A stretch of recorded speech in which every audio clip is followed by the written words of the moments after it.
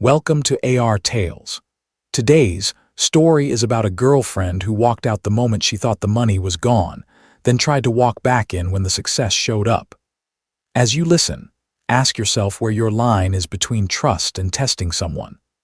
I'm 33, a civil engineer, and for the last 5 years my life has been tied to one thing, a small company I built with my best friend Logan. We called it Haven Works. We design and build sustainable housing using recycled materials, solar and green systems that actually work in real life, not just on paper. For the first 3 years it was brutal. Long nights, small paychecks, constant doubt. We weren't failing, but we weren't winning either. We were surviving and pushing and hoping the next project would be the one that finally proved we weren't crazy. Vanessa came into my life about 2 years ago. She's an interior designer, smart, talented, and she had this growing Instagram following that made her world feel fast and shiny. When we met, she loved the idea that I was building something meaningful. She'd come with me to see our prototype houses, walk around the unfinished frames and talk about what it could become. That's why it hurt to watch her shift over time. It was gradual at first. More time with lifestyle friends, more talk about brands, vacations, and upgrading. Little comments about my car being too old, little jokes about how her friends were leveling up while we were stuck. And just to pause here for a second, those little jokes are usually not little. They're test balloons. They're someone checking how much they can say before you push back. About 6 weeks before everything blew up, she started talking about Aspen. Not a trip, not a weekend, a cabin. She said when my company's deal went through, we should buy property there because everyone in her circle was doing big moves. I told her we weren't at that stage yet. We weren't even close. She looked at me like I had disappointed her. Then she said it. She said she needed to know if I could provide the lifestyle she deserved. That line sat in my chest like a stone. Not because providing is wrong. I'm not against stability. But the lifestyle I deserved sounded less like a partnership and more like a performance review. Then, right after that, a rumor hit. A tech gossip blog posted a headline claiming Haven Works had lost its investors and we were crumbling. It was false. Completely. The acquisition talks were still moving forward and we were days away from the final stretch. But we were under a strict NDA and I couldn't correct anything publicly. Our PR advisor wanted to fight it. Logan wanted to go to war. He was furious, and honestly, so was I, but I made a decision that surprised everyone. I told them to let it breathe. Part of it was strategy. Any public statement could risk the deal. But the other part was personal. I wanted to see who stayed near me when the lights went out. I know how that sounds. And yes, it was a test. But it wasn't some elaborate trap. I didn't invent the rumor. I just stopped shielding my life from other people's assumptions. That night, Vanessa called. Her voice was careful, like she was walking on ice. She asked if we were broke now. I told her we hit a rough patch. She asked, "How rough?" And I said, "Sell the condo rough." We were renting, but she didn't know that. There was a long silence on the phone. Then she said she would call me tomorrow. She didn't. For 3 days, she went quiet. I texted. She replied with short lines, "I'm processing. I need space. Please don't push me." And here's a simple question for anyone listening. If your partner hits a rough patch, is your first move to lean in or to disappear? On the 4th day, I came home after a 16-hour day at the office. There was an envelope taped to my bathroom mirror. Inside was a note on her expensive stationery. It said she loved me, but she couldn't go backward. It said I needed time to rebuild and she needed stability and I shouldn't take it personally. Half my closet was empty. She had taken her things while I was at work. Her keys were on the kitchen counter next to a bottle of champagne I'd been saving for our anniversary. $200. She didn't even take it. Logan came over that night. He saw the bottle and said, "That's how you know it's real." I tried to joke, like maybe she didn't like the label, but my voice cracked halfway through. And that's the part people don't understand about moments like this. You can be right and still feel like you're falling apart. Here's what I didn't tell Vanessa. The deal wasn't dead. It was days away from closing. I had let her believe the worst because I wanted to know what she would do if my life stopped looking impressive. And now I knew. Part of me felt vindicated. Another part of me felt completely gutted. I missed her, or maybe I missed the version of her that sat in half-built homes and talked about purpose. 2 weeks passed after she left, and I thought the pain would be the hardest part. It wasn't. Because Vanessa didn't just leave. She started telling her version of the story. She told people I had lied about being successful, that I misrepresented my company. Her influencer friends picked it up, and suddenly my feed was full of vague posts about red flags and men who pretend to be more than they are. No one named me directly, but the timing was obvious. 2 potential clients asked Logan if Haven Works was legitimate. One pulled back from a contract, and that one hurt, not just financially. It felt like she was trying to burn down something I'd spent 5 years building. Logan wanted me to respond publicly. He was furious. But I told him to wait, because if Vanessa was willing to do this when she thought I had nothing, I wanted to see how far she would go when she thought it could help her. And yes, I know that sounds cold. But sometimes people reveal themselves most clearly when you stop rescuing their image for them. Then I got a message on LinkedIn from a man named Derek. He said he was Vanessa's ex-fiancé from about 4 years ago. I had heard her mention an ex once. She said it ended badly. She said he wasn't emotionally stable. Derek's message was calm and respectful. He said he had seen the rumors and wanted me to know Vanessa had done something similar to him. He sent screenshots. They were text conversations between Vanessa and a friend from right after Derek's engagement ended. Vanessa wrote that Derek was sweet, but potential doesn't pay bills. She wrote that she needed someone more established, someone who could provide the lifestyle she worked hard to build. The words were almost identical to what she had said to me. Derek explained that when they met, he was a junior architect. 6 months into their engagement, his firm downsized. He lost his position temporarily. He had another job lined up, but there was a 2-month gap. Vanessa left during that gap. Then she told mutual friends Derek was emotionally unstable and not ready for marriage. The rumors followed him professionally for months. 8 months later, when Derek made partner at a prestigious firm, Vanessa called him crying. She said she made a mistake and wanted another chance. He said no.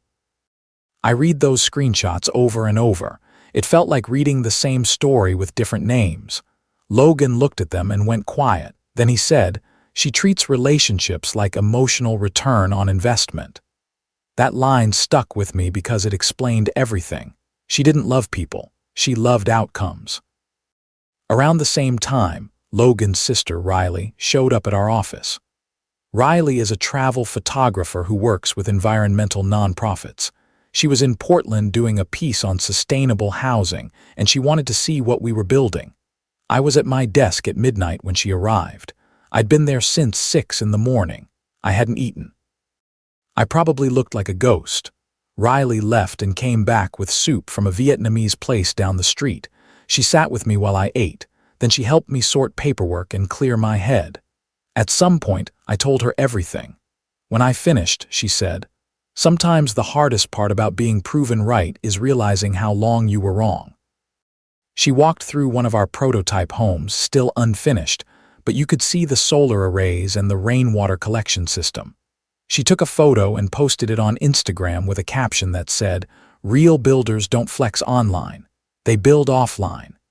That post went viral. Within 2 days, news outlets reached out. 3 new clients contacted us directly. Suddenly, Haven Works wasn't crumbling. We were the humble green housing company people wanted to root for. Meanwhile, Vanessa was still posting about choosing yourself and letting go of toxic energy, like she had escaped some kind of disaster. And that's another quiet red flag. When someone rewrites history that fast, it's because the truth doesn't serve their image. Then the acquisition closed. Last Tuesday, Haven Works was purchased for $5.3 million. I stayed on as chief operating officer with a major salary increase and equity. Logan became chief technical officer. Logan opened a beer and asked if I was going yacht shopping or joining a monastery. I told him neither. I said I was buying back silence. I wanted peace. That same night, I got a text from Vanessa. "Heard Haven work survived. Congratulations. I always knew you would pull through. Maybe we could talk." I stared at the screen for a long time. I always knew. She had left a note saying she couldn't go backward. She had hinted to people I was a liar, and now she always knew. I texted back, "You left when you thought I wouldn't." 3 dots appeared, disappeared, appeared again. Finally, "That's not fair." I was scared. I made a mistake. "Can we meet and talk like adults?" Then more messages. She said she had been going through something. She said she deserved a chance to explain in person. Part of me wanted to say no. But another part of me wanted her to sit across from me and face the truth with no filters. So I agreed. Same cafe where she once told me she needed to know I could provide. Saturday at 2.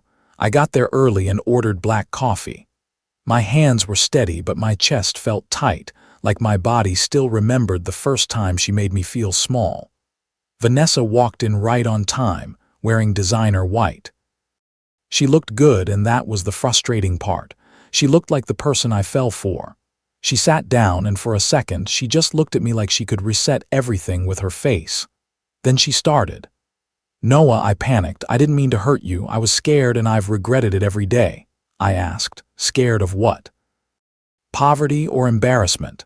Her face changed. "That's cruel." I said. "It's a question." She told me she didn't understand what it was like to watch everyone around her succeed while she stayed in place. I told her I understood perfectly. I spent 5 years building something while people questioned if it would ever work. The difference is I didn't abandon the people who believed in me when things looked bad. She tried another approach. She said she loved me, that she always loved me.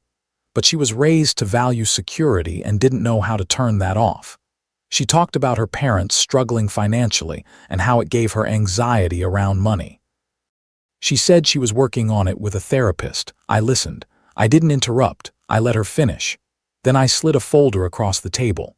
Inside was a contract summary, the sale price, my position, the new numbers. I said, "This is what you left behind, not the money. The man." Her face moved through confusion, then realization, then shock, then anger, and then something that looked like real grief. "You lied to me," she said. I said, "I didn't lie. I stopped correcting your assumptions and you made your choice."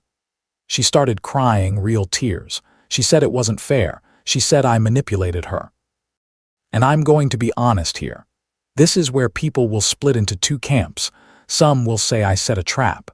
Others will say she walked into her own pattern. If you're listening, ask yourself this: if someone only stays when things are easy, is it really love or is it convenience? I told her, "Nobody set you up.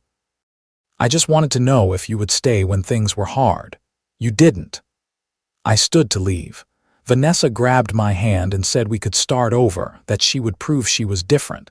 I pulled my hand back gently and told her I believed she was sorry. I believed she regretted leaving. But I also believed she would do it again the next time life got uncomfortable, because her love was conditional and mine couldn't be anymore. I walked out. Outside, Riley was nearby shooting photos for a local green expo. She waved when she saw me. Later that night, she posted a photo she took through the cafe window. It showed Vanessa sitting alone, staring at the folder. The caption said, "Some people only love the light after it stops shining on them." It got shared thousands of times. People didn't know it was about us, but they felt it anyway. I thought that was the end. 3 days later, a colleague sent me a link to a LinkedIn post from one of Vanessa's former clients, a nonprofit that worked in environmental education.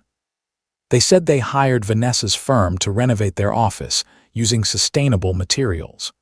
But they discovered her firm had been billing them for high-end, eco-friendly materials, while using cheaper, conventional alternatives. The difference was pocketed as profit. Worse, the firm was using the nonprofit's name in marketing, claiming they donated services when they charged full price and then some. The post went viral in Portland's nonprofit community.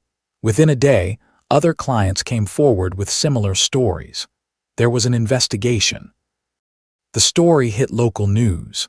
People called it karma, maybe it was. Or maybe it was just who she always was when nobody was watching. And no, I didn't feel victorious. I felt tired. Around that time, Riley and I started spending more time together. At first, it wasn't romantic. It was just long talks, late meals, and someone showing up without asking what it cost. She understood the difference between talking about values and living them. Haven Works grew fast after the acquisition. We expanded into 3 states. We started talks for projects in Colorado and Nevada. The European partnership opened doors I didn't expect. We built affordable eco-housing for veterans. We worked with indigenous communities on sustainable building practices. We started educational programs for young people who wanted to learn green construction. And the work finally felt meaningful in a calm, steady way. Not like chasing approval, more like building a life that could last. Riley officially joined as our photographer and outreach coordinator. And about 6 weeks ago, we started dating. It happened gradually. We were together so often that the line between professional and personal just dissolved naturally. Last week, we drove to the coast to scout locations for a documentary she's working on. We spent 3 days camping in the rain, and I swear it was one of the best weeks I've had in years. Vanessa's situation kept falling apart. The investigation led to lawsuits. Her business partner tried to pin everything on her. Emails came out showing Vanessa pushed the cost-cutting while keeping the eco-friendly branding front and center. Her Instagram following dropped hard. The lifestyle crowd went quiet. She moved to Seattle about a month ago. I hope she figures things out. Not because I want her back, but because carrying that much fear and calculation seems exhausting. Then I got something I didn't expect, a handwritten letter from Vanessa's father, Charles Clark. I'd met him a few times. Quiet man. Built a successful accounting practice from nothing. He apologized. He said when Vanessa told her parents we broke up, she claimed I stole from investors and destroyed my company through mismanagement. She told them I lied about money and she discovered the truth and left. They believed her. They even supported her decision to talk about it. Then, about a month ago, Charles ran into Logan at a business networking event. Logan mentioned the acquisition and congratulated him on my deal. Charles was confused. Logan explained the timeline. When Charles went home, he confronted Vanessa, and the truth came out. She admitted she lied because she was embarrassed to say she left me for financial reasons right before a major success. She admitted the rumors were exaggerations to protect her image, and when Charles started asking about her business practices, she broke down and told him about the cost-cutting scheme. Charles wrote that he had spent weeks thinking about what kind of parent he had been. He wondered if pushing Vanessa to be financially successful helped create someone who valued money over integrity. He said he wasn't writing to defend her or ask me to forgive her. He said he was writing because I showed restraint. He said I could have destroyed Vanessa's reputation when her scheme came out, but I stayed silent. Then he wrote something that stopped me. He said he looked into Haven Works after learning the truth. He said what we're building matters. He made a personal donation to our veteran housing program and encouraged his clients to consider us for sustainable building needs. I showed the letter to Riley. She read it twice, then said, "Sometimes the people who hurt us give us gifts without meaning to." Logan's summary was simpler. Balance sheets always find a way to even out. A local journalist did a feature on Haven Works for a Portland magazine. They interviewed me, Logan, and Riley. They asked about our vision and the work. Near the end, the journalist asked about challenges. I kept it vague. I said there were moments when people doubted whether what we were doing had value. And those moments taught me that the only validation that matters is your own. The article came out yesterday. Messages poured in. Congrats from old friends, comments from colleagues. But the message that meant the most was from Derek, her ex. He sent a short email, saw the article. "Proud of you for building something real. Glad you got out before she took more than time." And I think that's the cleanest way to put it. She tried to take more than time. She tried to take my reputation. She tried to take my business. But the moment I stopped protecting her version of reality, I finally saw her clearly. So do I regret testing Vanessa? No. I regret that she failed the test. I regret that I dated someone for 2 years without seeing who she really was. But I don't regret finding out before marriage, before property, before a life that would have been much harder to untangle. She wanted someone on her level. I didn't realize until recently that she meant a level measured in net worth, status, and optics. Those might be valid metrics for some people. They're just not mine. My level is measured in whether I can sleep at night knowing I built something honest, whether the people around me trust me, whether the person beside me stays when things get hard. By that measurement, I'm doing fine. Better than fine. I'm exactly where I'm supposed to be. Here are the lessons I'm taking with me. Lesson 1. Pay attention to how someone acts when your life stops looking impressive. That's when you learn what they value. Lesson 2. If someone turns your struggle into their excuse to leave, they were never building with you in the first place. Lesson 3. A partner who protects their image at your expense is not a partner. It's a liability. Lesson 4. Testing someone isn't ideal, but ignoring patterns is worse. If your gut keeps warning you, listen. Lesson 5. The best revenge is not a dramatic comeback. It's building a life that doesn't need their approval. What would you have done when Vanessa went silent for those 3 days? Would you have chased her, confronted her, or let her show her choice? And do you think the test was wrong, or do you think it saved him from something worse?